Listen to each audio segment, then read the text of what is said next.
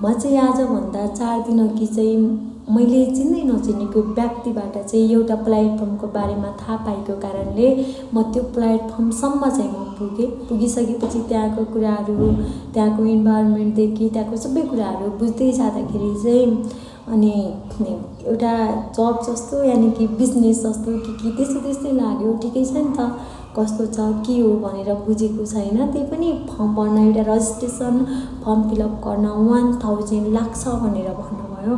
अनि ठिक छ, के रहेछ कस्तो रहेछ बुझिदिउँ न त भनेर मैले 1000 फर्म पनि भरेँ, फर्म फिलअप गरेँ।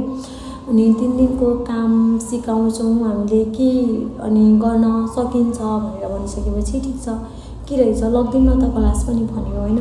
मैले 3 दिनसम्म क्लास लिएँ। अनि क्लास लगिसकेपछि फर्स्ट डेमा ठिकै थियो, सेकेन्ड डेमा पनि ठिकै थियो। जब थर्ड डेमा आयो, अब सुरुमा त 1000 रजिस्ट्रेसन फर्म भरेको थिएँ। जब थर्ड डेमा आइसकेपछि थाहा भयो कि 1000 मात्रै होइन कि हामीले अलिकति इन्भेस्टमेन्ट, एउटा पर्चेस जस्तै गर्नुपर्ने रहेछ।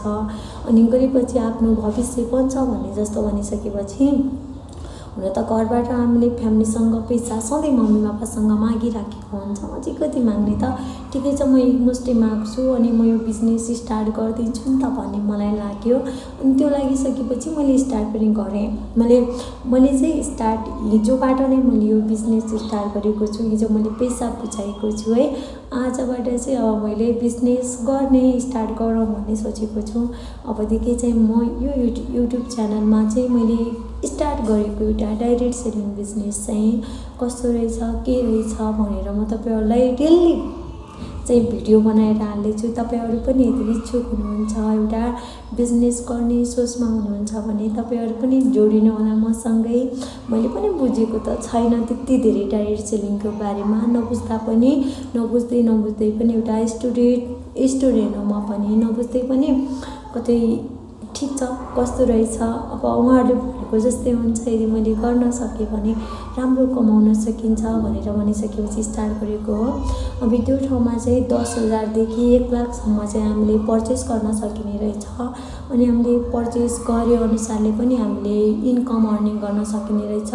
अब 10,000 हाल्यो त्यस्तै अर्निङ गर्न सकिने, अनि 40,000 हाल्यो त्यस्तै, मानव 1 लाख हाल्यो त्यस्तै। अब आफूले जति चाहेको छ नि, यदि हामीसँग पैसै छैन भने पनि हामीले जम्मा 1000 रुपियाँ 100 रुपियाँ मात्रै लगाएर पनि हामीले गर्न चाहिँ सकिने रहेछ। यो बिजनेसमा जोइनिङ भएर राम्रो लागिरहेको छ, कस्तो रहेछ के रहेछ भनेर।